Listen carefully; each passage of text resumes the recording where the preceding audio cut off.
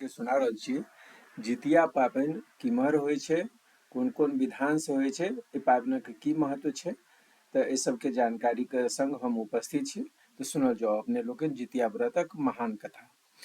जितिया महोत्सव थारू आ मैथिल महिला के प्रमुख पाबनि अछि, जाहिमे एकटा माय के अपन बच्चा के प्रति गहीर प्रेम आ परिवार के महत्व के झलक भेटैत अछि। जितिया मिथिलाक विशेष पर्व पाबनि अछि। ई एकमात्र पाबनि अछि जकर महत्व व्रत धरि सीमित मानल जाइत अछि, आ से महिला के लेल सेहो। आश्विन कृष्ण पक्ष के सप्तमी सँ नवमी तक 3 दिन तक मनाओल जाय वाला जितिया पर्व दक्षिण नेपाल आ उत्तर भारत में मनायल जाइत अछि। जितिया पाबनि के धारणा में अंतर अछि। किनको मान्यता छै कि जितिया व्रत बेटा के जन्म, दीर्घायु और पारिवारिक सुख के लेल राखल जाइत अछि। तें कुछ के मान्यता छै कि ई पिता के पिंडा चढ़ावक लेल होइ छै। कोनो हालत में एहि पाबनि में मिथिला महिलाक सांस्कृतिक भूमिका आ महत्व पर प्रकाश देल गेल अछि। जखन जितिया मनाओल जाइत अछि तय समय पर विचार करैत कहल जा सकैत अछि जे ई पाबनि पितृपक्ष में अबैत अछि, तें ई पिता के समर्पित अछि। जहिना पुरुष पितृपक्ष में पिता के पिंडा चढ़बैत छथि, तहिना जितिया में स्त्रीगण पिता के पिंडा चढ़बैत छथि। पितृ श्राद्ध में पुरुष बौल के आधार पर अपन पूर्वज के एक पिंड अक्षत चढ़बैत छथि, जखन कि जितिया में महिला घेरा पात के आधार पर एक पिंड अर्पित करैत छथि। सब पुरुष के अपन पूर्वज के एक पिंड देबाक अधिकार नहि छै। चूंकि भाई सब में जेठ के पिंड देबऽ पड़ै छै, ते आन कुलीन लोकनि एहि दायित्व सँ मुक्त छथि। जितिया व्रत एकटा एहन व्रत अछि जे आश्विन कृष्ण पक्ष में के 8वीं दिन मनाओल जाइत अछि। ओना तऽ व्रतक अवधि मात्र 1 दिन आ राति होइ छै, मुदा एहि पाबनि के पूरा करबा में 3 दिनक समय लगै छै। पहिल दिन साँझ में मड़ुआ के रोटी आ माछ खाय के प्रथा अछि। दोसर दिन भोरे लोक स्नान करैत छथि आ राति के 4म पहर शुरू भेलाक बाद ओठगन खेबाक प्रथा अछि। ओठगन पर लोक चूड़ा, दही आ अम्मट खाइत अछि। तेसर दिन व्रत राखल जाइत अछि जे निर्जला होइत अछि। अष्टमी जँ दोसर दिन धरि चलैत अछि तऽ ओकरा खरजितिया कहल जाइ छै। अष्टमी के बाद जा धरि नवमी शुरू नहि भऽ जायत ता धरि पारण नहि भऽ सकैत अछि। जितिया के चर्चा ओहि साल में बेसी होइत अछि जखन खरजितिया खसैत अछि। उत्तर भारत आ दक्षिण नेपाल में जितिया पाबनि मनाओल जाइत अछि। नेपालक पहाड़ी क्षेत्र में रहनिहार ब्राह्मण महिला जितिया सँ 3 सप्ताह पहिने भाद्र शुक्ल तृतीया के 3 दिन जितिया अर्थात तीज उपवास के झलक दैत व्रत करैत छथि। तीज आ जितिया व्रत में बहुत समानता बुझाइत अछि। मध्य भारत में सेहो तीज व्रत के बहुत महत्व के संग मनाओल जाइत अछि। जितिया व्रत हर माय अपन बच्चा के दीर्घायु आ सुख के कामना के संग करैत छथि। एहि दिन भक्त लोकनि सख्त निर्जल व्रत करैत छथि आ प्रदोष काल में जीमूतवाहन के नियम के अनुसार पूजा करैत छथि आ व्रत कथा सुनैत छथि। जितिया व्रत बहुत कठोर व्रत मानल जाइत अछि, तें व्रतक तैयारी करैत भक्त लोकनि के खूब भोजन करबाक चाही। मिथिला में एकटा फकरा अछि जे जितिया पाबनि बड़ भारी आ धिया पुता के ठोकि सुताबी अपने खाए भरि थारी। तहिना मड़ुआ के रोटी आ पोठिया माछ सेहो जितिया के एकटा ठेठ लोक कथा अछि। लगैत अछि जे विवाहित महिला अपन बच्चा के दीर्घायु, सुख आ कल्याण सुनिश्चित करबाक लेल जितिया व्रत करैत छथि। यद्यपि ई व्रत आश्विन के कृष्ण पक्ष के अष्टमी दिन मनाओल जाइत अछि, मुदा ई बहुदिवसीय पाबनि अछि जे प्रायः 3 या कखनो काल लगातार 4 दिन तक चलैत अछि। एहि पाबनिक संस्कारक गप करैत भक्त लोकनि पहिल दिन कोनो नदी आ पोखरि में स्नान करैत छथि आ एहन भोजन करैत छथि जाहिसँ हुनका बेसी शक्ति भेटैत छनि। दोसर दिन बिना पानि पीने 24 घंटा उपवास करैत छथि। व्रत करैत काल भक्त लोकनि जितिया व्रत कथा सुनैत छथि। एहि पावन के केंद्र जितवाहन के पूजा अछि। भक्त लोकनि अपन आंगन में व्यक्तिगत रूप सँ वा सामाहिक रूप सँ कोनो मंदिर में जमा भऽ जितिया के पूजा कऽ सकैत छथि। पूजा पूरा केलाक बाद ओते व्रत के कथा सुनै छथि। एहि पावनि में जखन व्रतधारी लोकनि एकत्रित भ संस्कार में भाग लै छथि तऽ जे स्थिति तीज पावनि के आभास दैत अछि। एहि बेरक जितिया एहि सप्ताह आश्विन कृष्ण सप्तमी सँ नवमी तिथि धरि होइत अछि, अर्थात एहि पावनि के आयोजन 2830 असोज 2082 धरि होयत, जे 14 सितंबर के हैत आ 15 सितंबर के पारण हैत।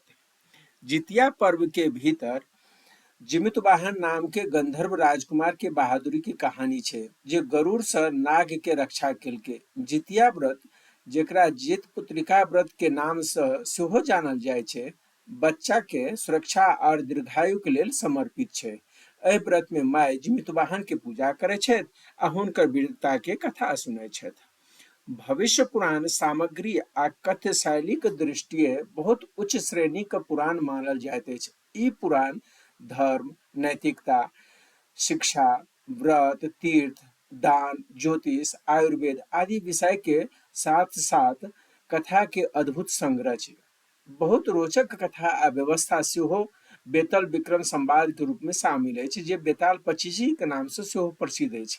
एकर अतिरिक्त नित्य संस्कार, संस्कार कर्म, पूजा आ अनेक व्रतक सेहो विस्तार सँ वर्णन एहि पुराण में कयल गेल अछि। प्रसिद्ध श्री सत्यनारायण व्रत कथा एहि पुराण में शामिल अछि। जितिया पर्वक पहिल वर्णन सेहो एहि भविष्य पुराण में भेटैत अछि। तऽ आब अहाँ लोकनि सुनल जाउ एहि कहानी के खिस्सा। भविष्य पुराण ब्रह्म, मध्य, प्रसर्ग या उत्तर 4 भाग में विभक्त अछि।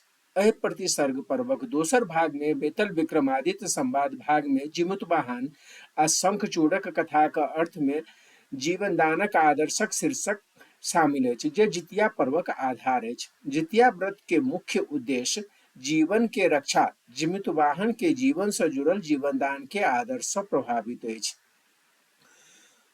रुद्रिकर बेतल राजा विक्रमादित्य सँ कहलथिन, महामहिम, कन्नौज में एकटा ब्राह्मण छलाह जे परोपकारी, सत्यवादी आ भगवतीक भक्त छलाह। प्रतिग्रह सँ प्राप्त पाइ दान में दैत छलाह। शारदीय नवरात्रि पावनि आबि गेल। 9 दिनक उपवास के व्रत पूरा केलनि। व्रत के अंत में कुमारी भोजन के लेल कुमारि सबके बजौलखिन आ कुमारि भोजन के व्यवस्था करय लेल प्रतिग्रह के लेल निकलि गेलाह। कतेको दरवाजा पर गेला, मुदा प्रतिग्रह नहि भेटलनि। ताहि लेल ओ बहुत चिंतित छलाह। मुदा देवीक कृपा सँ अचानक 5टा सिक्का भेटलनि। कुमारि सबके खुआ कऽ संस्कार पूरा केलनि। ओहि पुण्य कर्मक कारण मृत्युक बाद दिव्य रूप प्राप्त कऽ विद्वान के स्वामी जिमुतकेतु बनि गेलाह। हिमालयक एकटा सुंदर स्थान पर रहै छलाह। ओतौ कल्प वृक्षक पूजा भक्ति पूर्वक केलनि आ कल्प वृक्षक प्रभावक कारणे हुनका एकटा पुत्र भेलनि, जे सब कला में निपुण छलाह, जिनकर नाम छल जिमुतवाहन। जिमुतवाहन अपन पूर्व जन्म में मध्य प्रदेशक सूरसेन नामक राजा छलाह। पूर्व जन्म में राजा सूरसेन शिकार करऽ गेलाह आ महर्षि वाल्मीकि के निवास स्थान उत्पलवर्तम नामक जंगल में पहुंचलाह। चूँकि ओ दिन चैतक उज्ज्वल चंद्रमाक 9म दिन पड़ल छल, ताहि लेल ओहि कुटी में श्री राम नवमी के उत्सव मनाओल जा रहल छल। राजा सूरसेन महर्षि के कुटी में रामायण कथा सुनै छलाह आ रात्रि जागरण में सेहो भाग लै छलाह। ओहि पुण्यक कारणे राजा सूरसेन जिमुतकेतुक पुत्रक रूप में एहि जन्म में जिमुतवाहन नामक विद्वान दिव्य पुरुष बनि गेलाह। महात्मा जिमुतवाहन कल्प वृक्ष के भक्ति भाव से पूजा केलनि। कल्प वृक्ष प्रसन्न भऽ हुनका वर मांगक लेल कहलखिन। जिमुतवाहन बजलाह, महावृक्ष, अहाँक आशीर्वाद सँ हमर नगर समृद्ध हो। कल्प वृक्ष ओहि नगर के पृथ्वी पर सर्वोत्तम नगर बना देलक। तकर बाद पिता पुत्र दुनू गोटे तपस्या करबाक लेल सुंदर मलयांचल जंगल में गेलाह आ कठोर तपस्या केलनि। बेतल बजला, राजन, एक दिन राजा मल्ल ध्वज के बेटी कमलाक्षी अपन मित्र संग के संग शिव मंदिर में शिव के पूजा करय लेल आयल छलीह। ओहि समय जिमुतवाहन सेहो मंदिर में पूजा करय लेल आयल छलाह। दिव्य राजकुमारी के सब अलंकार से सजल देख जिमुतवाहन के इच्छा भेलनि जे हुनका अपन पत्नी बनाबी आ ओ महादेव से एहि लेल प्रार्थना केलनि। अंततः राजा मलयध्वज हुनकर विवाह जिमुतवाहन से करा लेलनि। एक दिन राजा मलयध्वज के पुत्र विश्ववसु जीवित वाहन के संग गंधमादन पर्वत पर गेलाह। ओतय हुनका भगवान नारायणक दर्शन भेलनि। भगवान नारायणक वाहन गरुड़ सेहो अपन चरम पर पहुँच गेल छल। ओतय शंखचूड़ नामक नागक माय विलाप कऽ रहल छलीह। बुढ़िया के चित्कार सुनि दिव्य जीवित वाहन बुढ़िया के सांत्वना दैत पूछलखिन, अहाँ किएक कानि रहल छी? अहाँ के की परेशानी अछि? ओ बजली, हे भगवान, आइ हमर बेटा गरुड़क भोजन बनि जायत, हम ओकर विरहक शोक सँ कानि रहल छी। ई सुनि जीवित वाहन गरुड़क शिखर पर चलि गेला। गरुड़ ओकरा अपन भोजन बुझि ओकरा उठा कऽ उड़ि गेल। पति के गरुड़ द्वारा लऽ जाइत देख जीवित वाहनक पत्नी कमलाक्षी विलाप करे लगली। जीवित वाहन के बिना पीड़ा के मनुष्य रूप में देख गरुड़ भयभीत भ जीवित वाहन के कहलखिन, अहाँ हमर शिकार किएक बनि गेल छी? ओहि में ओ कहलनि, शंखचूड़ नाग के माय बहुत दुखी छली, हम हुनकर बेटा के रक्षा करे के लेल अहाँ लग आयल छी। शंखचूड़ नाग के जखन एहि घटना के बारे में पता चलल तो उदास भ गेला आ ओ तुरंत गरुड़ में आबि कहलखिन, कृपा के सागर, हम अहाँक भोजनक लेल एतय छी। बढ़िया एकटा एहि महान के छोड़ि हमरा अपन भोजन बनाओ। जीवित वाहनक महानता आ परोपकारी भावना देख गरुड़ बहुत प्रसन्न भेला आ जीवित वाहन के 3 वरदान देलनि। आब हम भविष्य में शंखचूड़क संतान के कहियो नहीं खायब। सर्वश्रेष्ठ जीवित वाहन, विद्वानक नगर में नीक स्थान भेटत आ 1,00,000 वर्ष सुख भोगलाक बाद वैकुंठ प्राप्त हैत। ई कहि गरुड़ अंतर्धान भ गेलाह आ जीवित वाहन अपन पिता सँ राज्य प्राप्त कय अपन पत्नीक संग राज्यक आनंद भोगैत अंततः वैकुंठ दिस विदा भ गेलाह। एहि कथाक अनेक अर्थ अछि। जेना कथाक अंत में बेतल विक्रमादित्य सँ पूछै छै जे की जीवित वाहन आ शंखचूड़ दुनू एक दोसरा के जान बचेबाक लेल अपना के मारि देलनि? आब कहू जे एहि में सबसँ पैघ आ बहादुर के अछि? कथाकार एहन राजा के लेल अपन प्राणक बलिदान देबे वाला प्रजा के अपन प्रजा के लेल अपन प्राणक बलिदान करे वाला राजा सँ पैघ आ वीर बुझैत छथि। मुदा जितिया व्रत ओहि माँ के कर्म के प्रेरणा अछि जे अपन बेटा के जान बचाबै लेल विलाप केने छलीह। हमरा लोकनिक सांस्कृतिक धारणा में नागक अर्थ साँप आ गरुड़क अर्थ चिड़ै, मुदा नागा के मनुखक जाति सेहो बुझल जाइत अछि। मत्स्य पुराण में पर्वत जाति के वर्णन करैत समय गंधर्व, किन्नर, यक्ष, रक्षा, विद्याधर, किमपुरुष, खास आदि के साथ नागा जातिक उल्लेख करल गेल अछि। नागा जाति के नाम पर भारत के एगो पूर्वोत्तर राज्य नागालैंड नाम के अखनो जगह मौजूद अछि। शिव पुराण आ विष्णु पुराण के अनुसार नागा जाति आ गरुड़ जाति के बीच कतेको बेर नागा जाति के समाप्त करे लेल संघर्ष भेल छल। पुराण में नाग जाति के शिव के साथ, गरुड़ जाति के विष्णु के साथ आ गरुड़ आ नाग के वैरभाव के सेहो संदर्भ देल गेल अछि। उपरोक्त संधि संदर्भ संकेत करैत अछि जे शिव, विष्णु, नागा आ बौद्ध सांस्कृतिक अनुयायी लोकनिक बीच संघर्ष आ सहमति छल। मुदा बौद्ध धर्म में नागा के सकारात्मक रूप से देखल जाइत अछि, कतौ दोखी नहि देखाओल देल गेल अछि। कहल जा सकैत अछि जे एहि कथाक एकटा और प्रकरण में जीवित वाहन प्रकट होइत छथि, ठीक ओहिना जेना महादेव हुनका सोझाँ नागा जातिक रक्षाक लेल अबैत छथि। मुदा जितिया व्रतक दृष्टिकोण सँ एहि कथाक मुख्य अर्थ अछि एकटा मायक अपन बच्चाक रक्षाक लेल पुकार।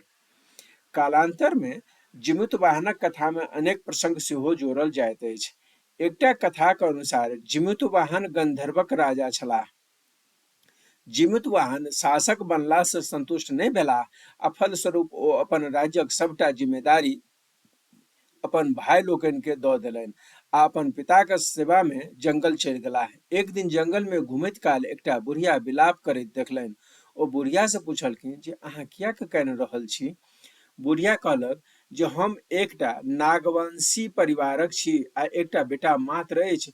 चिड़ै चुनमुनीक राजा गरुड़ के सब दिन साँप चढ़ाओल जाइत छैक आ ओहि दिन हुनकर बेटा के बारी छलनि। अपन समस्या से जीवित वाहन अपन बेटा के जीवित करबाक वचन देलक। तखन ओ स्वयं गरुड़क चारा बनबाक विचार करैत एकटा पाथर पर पड़ि गेलाह। तखने गरुड़ आबि लाल कपड़ा से झाँपल जीवित वाहन के आंगुर से पकड़ि पाथर पर चढ़ि जाइत अछि। ओकरा आश्चर्य लगैत छै जे ओ जे व्यक्ति पकड़ने छथि ओ कोनो प्रतिक्रिया किएक नहि दऽ रहल छथि। तखन ओ जिमूतवाहन सँ हुनका सभक विषय में पूछैत छथि। तखन जिमूतवाहनक दान सँ प्रसन्न गरुड़ साँप बैल नहि स्वीकार करबाक वचन दैत छथि। तहिया सँ बच्चा के दीर्घायु लेल जितिया व्रत मनाओल जाइत अछि। ऐतिहासिक तथ्यक अनुसार जिमूतवाहन 12वीं सदी में धर्म आ कानून के विद्वान छलाह। दयाभाग नामक पोथी के रचना कयलनि। दयाभाग बच्चा के पिता के संपत्ति में अधिकार के संबंध में प्रावधान केने छथि। भविष्य पुराण के जिमूतवाहन कन्नौज के छलाह, जखन कि दयाभाग के जिमूतवाहन बंगाल के छलाह। एहिसँ जिमूतवाहन दू अलग अलग लोक छल वा एक, मुदा चूँकि एक दूटा बच्चा के अधिकार आ विशेषाधिकार से जुड़ल अछि, ते स्पष्ट अछि जे जितिया व्रत भगवान जिमूतवाहनक पूजा बाल कल्याणक लेल होइत अछि। बहुत बहुत धन्यवाद। अहाँ सब ई कथा सुनलहुँ। अहाँ सबके ई कहानी पसंद आयल होय तऽ एके लाइक कऽ देबै, चैनल के सब्सक्राइब कऽ देबै, घंटी के सेहो बटन दबा देबै आ संगी साथी के सेहो शेयर कऽ देबै। बहुत बहुत धन्यवाद।